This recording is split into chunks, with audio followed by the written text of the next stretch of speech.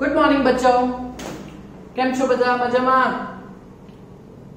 तो आज આપણે જોઈએ સ્વાધ્યાયનો 21મો દાખલો. બરાબર, એ પણ એકદમ ઈઝી છે. તો તમને એક પરિપથ આપેલો છે એટલે અનંત જેટલા અવરોધો છે, એટલે ઘણા બધા, ગણી ન શકાય તેવા. બરાબર, તો એવા અવરોધો માટેના પરિપથ તમને જો આપેલો છે, જો બધા અવરોધ એક એક એક એક ઓમના છે, આખી ગ્રીલ જેવી છે, જાળી એના જેવી છે. ઓકે, તો આવા અનંત પરિપથને જો છેલ્લે 12 વોલ્ટનું ઈએમએફ અને 0.5 ઓહ્મનો આંતરિક અવરોધ એની બેટરી વડે જોઈન્ટ કરેલું છે, હા ને, તો પ્રવાહ શોધવાનો છે આપણે. દરેક અવરોધ 1 ઓહ્મનો છે, તો આપણે કેવી રીતે કરશું? તો પ્રવાહ એટલે ઓહ્મનો નિયમ. બરાબર, ઓહ્મના નિયમથી I બરાબર E બાય R. ઈએમએફ આપણને ખબર છે. અવરોધ તો એક બેટરીનો આંતરિક અવરોધ સ્મોલ r વત્તા બીજો, તો આપણે આ અનંત પરિપથનો અવરોધ શોધવા પડશે. આપણે ખ્યાલ આવે છે ને વાતમાં? તો અવરોધ શોધાઈ જાય પછી તો પ્રવાહ ઓહ્મના નિયમથી થશે, હા ને. તો આ અનંત અવરોધો ધરાવતો 1 ઓહ્મ વાળા બહુ બધા અનંત જેટલા અવરોધો ધરાવતો આ જે પરિપથ છે, બરાબર, તો એને અવરોધ આપણે ધારી લઈએ કે જે શોધવાનું છે તે ધારીએ, હા ને. તો પહેલા આપણે અવરોધ શોધશું. તો આ અનંત પરિપથનો સમતુલ્ય અવરોધ આપણે કેટલો ધારી લીધો? તો મેથ્સ પ્રમાણે, ગણિત શાસ્ત્ર પ્રમાણે x ધારી લીધો, હા ને. તો એ x વાળું જે છે તે આપણે કેટલું ધારવું? બધું તો લેવા હે ને, પછી ગણતરી શું કરવાના, હા ને. તો જોજો, આ આપણે લાઈન પાડતા છે તે જોજો, તે પણ તમારે ધ્યાન રાખવા પડે. આખા પરિપથમાંથી આટલો ભાગ આપણે કાપી લીધો, જોયો? આટલો આખો ભાગ કાપી લીધો. આ 3 અવરોધ બાકી રાખ્યા આપણે, જોયા ને? ઓકે, તો આ બધા કાપીને, આટલા બધા અનંત અવરોધ કાપીને આપણે એની જગ્યાએ x ઓહ્મનો અવરોધ મૂકીએ. બરાબર, સમજ, શાંતિથી સમજો. આટલા બધા કાપીને, આટલો આખો ભાગ કાપીને આપણે એની જગ્યાએ x ઓહ્મ લગાવી દઈએ. બરાબર, તો જોજો હવે પરિપથ કેવો બનશે? તો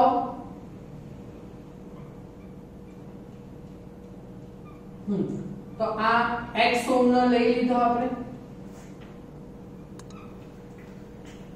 જોયું? ઓકે, ચાલો હવે આ 1 ઓહ્મ 1 ઓહ્મ 1 ઓહ્મ, આ 1 ઓહ્મ, પછી આ 1 ઓહ્મ, પછી આ 1 ઓહ્મ, અને પછી અહીંયા battery plus minus E 12 volt અને આંતરિક અવરોધ 0.5 ઓહ્મ. આ બેટરી અને આ બધા અવરોધ 1 ઓહ્મના છે. બરાબર, આ સમજ પડી? આટલું કટ કરીને એની જગ્યાએ x ઓહ્મ લઈ લીધો.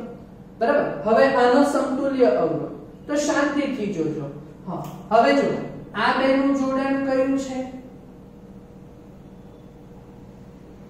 આમાંથી પ્રવાહ આવે તો આમાંથી જે જાય પછી અહીંયાથી પ્રવાહનું વિભાજન થાય, એટલે આ બે કયું જોડાણ છે?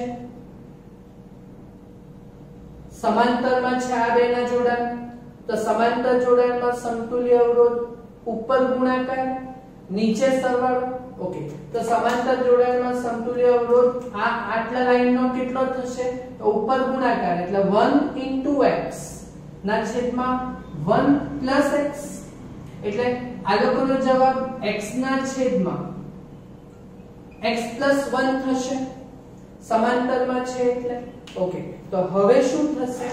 તો હવે નેક્સ્ટ પરિપથ, તો હવેનો જે નેક્સ્ટ પરિપથ છે તે 1 ઓહ્મ આવ્યો, નીચે 1 ઓહ્મ પ્લસ માઈનસ બરાબર, અને આની જગ્યાએ સમાંતર જોડાણ એટલે 1 * x ના છેદમાં 1 + x. ઓકે, તો આની જગ્યાએ આપણે મૂક્યું x ના છેદમાં x + 1 ઓમ. હા ને, અહીંયા 12 વોલ્ટ અને 0.5 ઓમ ની બેટરી. સમજ પડી? હા, હવે જો હવે આ ત્રણે ત્રણ શ્રેણીમાં છે કે બરાબર, આ ત્રણે ત્રણ શ્રેણીમાં છે કે તો આખા પરિપથનો સમતુલ્ય અવરોધ થશે ને આપણે પરિપથનો સમતુલ્ય અવરોધ કેટલો ધારેલો છે? આપણે પરિપથનો સમતુલ્ય અવરોધ કેટલો ધારેલો છે? x જેટલો ધારેલો છે. એટલે માટે શ્રેણી જોડાણ માટે આખું શ્રેણીમાં છે ત્રણે ત્રણ અવરોધ, એટલે શ્રેણી જોડાણ માટે આપણે સમતુલ્ય અવરોધ છે તો એ કેટલો ધારેલો છે આપણે x. તો x બરાબર સમતુલ્ય અવરોધ. ચાલો, તો સમતુલ્ય અવરોધ તો એ x બરાબર x બરાબર આ ત્રણ જણા શ્રેણીમાં છે બરાબર. ચાલો, આ ત્રણ જણા શ્રેણીમાં છે એટલે 1 + 1 + આ એટલે 1 + 1 + x ના છેદમાં x + 1 બરાબર. ચાલો, હવે અહીંયાથી આપણે x શોધવાનો છે તો એ આપણે અવયવની રીતથી થશે. હા, શાંતિથી જો. એટલે x બરાબર 1 + 1 2 2 + x ના છેદમાં x + 1 બરાબર. ચાલો, હવે લસા લઈ લો તો x બરાબર 2 x + 1 + x ના છેદમાં x + 1. ઓકે, ચાલો હવે આ ક્રોસ ગુણાકારમાં અહીંયા આવી જશે એટલે આ x ગુણાશે એટલે x² + x * 1x બરાબર 2x + 2 + x બરાબર. ચાલો, હવે તો x² 2x અને x 3x 3x આ બાજુ આવે તો -3x એટલે x - 3x એટલે -2x. હા ને, અને +2 આ બાજુ આવે તો -2 that is equal to 0. જો આ અહીંયાથી આપણે x શોધવાનો છે તો 2 * 2 અવયવની રીત 2 * 2 ના એવા ભાગ પાડવાના 2 * 2 ના એવા ભાગ પાડવાના એટલે સરવાળો કે બાદબાકી -2 આવે. 2 * 2 પડે નહીં પડે એટલે તમને ખબર એક ડેલ્ટા વાળી બી મેથડ આવે. હા ને, ABC વાળી. હા ને, તો આપણે એ ABC વાળી મેથડ એટલે અહીં બોલજો a બરાબર b બરાબર અને c બરાબર. ચાલો, a બરાબર કેટલા થશે? ax નો વર્ગ એટલે a બરાબર 1 b બરાબર -2 અને c બરાબર -2 બરાબર. ચાલો, પછી આપણે ડેલ્ટા શોધી કાઢીએ એટલે ડેલ્ટા બરાબર ડેલ્ટા બરાબર તમને યાદ છે ને b² - 4ac. આ મેથડ તમને આવડતી જ છે, તમારે પાછી રીકોલ કરવાની છે. b² - 4ac. ઓકે, તો b² - 4ac વાળો તો b નો વર્ગ એટલે -2 નો વર્ગ - 4 1 અને c -2 બરાબર. ચાલો, -2 નો વર્ગ 4 4 * 1 = 4 * 2 8 -8 પણ આગળ પાછા માઈનસ છે એટલે માઈનસ પ્લસ એટલે ડેલ્ટા બરાબર 12 આવ્યા. બોલો, સમજ પડી? હા ને, તો આ સમીકરણનું સોલ્યુશન તમને ખ્યાલ હોય તો આપણે આવી રીતે આપતા માટે x બરાબર -b ± √delta હા ને ના છેદમાં twice. ઓકે, ચાલો હવે વેલ્યુ મૂકો. ચાલો, તો વેલ્યુ મૂકો તો x બરાબર ચાલો વેલ્યુ મૂકો તો -b b ની વેલ્યુ છે -2 એટલે માઈનસ +2 2 + -2 = રૂટ ડેલ્ટા ની વેલ્યુ છે 12 અને છેદમાં ટ્વાઇસ a એટલે 2 એકુ 2. ક્લિયર? ઓકે, ચાલો તો હવે x શોધવાનો છે આપણે. પ્લસ ઓર માઈનસ માં આવે એટલે કાં તો વધતા જવાબ આવે કાં તો ઓછા જવાબ આવે. ઓકે, એટલે માટે x બરાબર 2 વત્તા ઓછા. ઓકે, હવે 12 નો વર્ગમૂળ તો નહીં નીકળે પણ 4 તાલી 12, 4 તાલી 12 એટલે 4 નું વર્ગમૂળ 2 એટલે 2 વર્ગમૂળ 3 ના છેદમાં 2. બરાબર? તો x બરાબર હા જો જોઈએ હા ને 2 સામાન્ય લે તો નીકળી જાય હા ને. તો 1 વત્તા ઓછા વર્ગમૂળ 3. ખબર પડ્યું હા ને. એટલે આ જે જવાબ છે તે ઓમ એટલે આપણા બે જવાબ હોઈ શકે. અહીંયાથી x બરાબર 1 વત્તા વર્ગમૂળ 3 અથવા x બરાબર 1 ઓછા વર્ગમૂળ 3. બરાબર? અચ્છા, વર્ગમૂળ 3 ની વેલ્યુ 1.73 એટલે 1 વત્તા 1.73 અથવા 1 ઓછા 1.73. બરાબર? ચાલો 1 વત્તા 1.73 2.73 ઓમ. બરાબર? ઓકે, અને આ 1 ઓછા 1.73 એટલે માઈનસ માં 0.73 ઓમ. બોલો, અવરોધ કોઈ દાડે નેગેટિવ આવે? અવરોધ નેગેટિવ આવે? નહીં આવે. નહીં આવે તો પછી આમાંથી શક્ય જવાબ કયો? આનો આ જ બનવાનો. એટલે આ જે x ની વેલ્યુ છે હા ત્યાં આ શક્ય જવાબ છે હા ને આ જે વેલ્યુ છે હા ને તે આપણી અશક્ય વેલ્યુ છે. અવરોધ તો હંમેશા ધન જ આવે.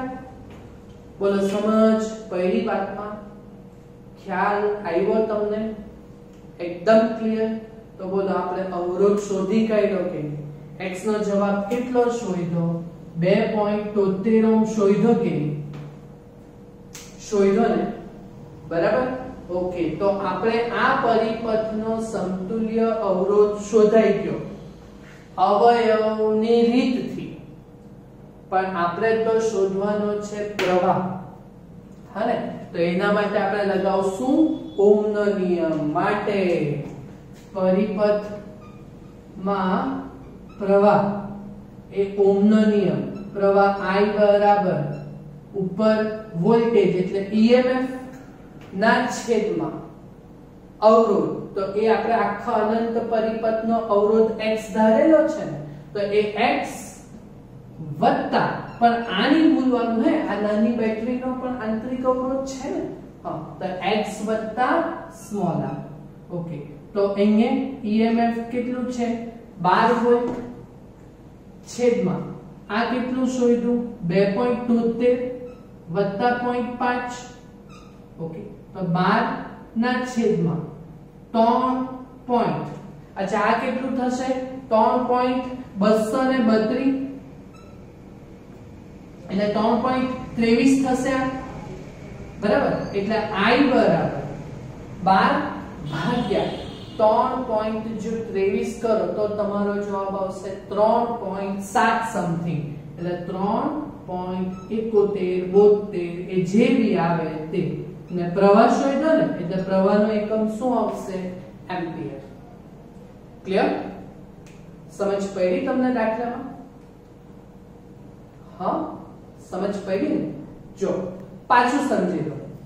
મેથેમેટિક્સ છે એમાં કે તોપ નથી પૂરવાની. બસ ખાલી કઈ રીતે ધ્યાન રાખવાનું કે એક લૂપ છોડીને બાકીના બધાનો અવરોધ આપણે x ધારી લીધો. એક લૂપ છોડી એટલે આટલાની જગ્યાએ આપણે x લઈ લીધું. સમજ પડી? એટલે આ x 1 અને 1 તો આ x અને આ 1 એ સમાંતર બેઠું એટલે આનો સમતુલ્ય અવરોધ x ના છેદમાં x વત્તા 1. તો આ પરિપથ થઈ ગયો કે હા ને. હવે આપણે સમતુલ્ય અવરોધ શોધવાનો છે તો આ ત્રણ જણા શ્રેણીમાં છે એટલે 1 વત્તા x ના છેદમાં x + 1 વત્તા 1. તો એ સમતુલ્ય અવરોધ છે, તો આપણે કેટલો ધારેલો છે x, તો એ x બરાબર આવ્યું. અહીંયાથી અવયવની રીત પ્રમાણે આવડે ને તમને x શોધતા આવડ્યું? હા ને? પછી આપણે ઓહમનો નિયમ વાપર્યો કે પ્રવાહ I બરાબર E બાય R, એટલે EMF E ના છેદમાં અવરોધ, તો એ આંતરિક અવરોધ અને આપણે જે x શોધ્યો તે. ઈઝી છે, આવડશે પાક્કું? હા ને? જાતે કરજો તો આવડેલું કહેવાય, પછી તમે ઉપરથી કોપી કરો બરાબર નથી. હશે ને? ઓકે, તો આટલું કમ્પ્લીટ કરજો. હા ને? Thank you.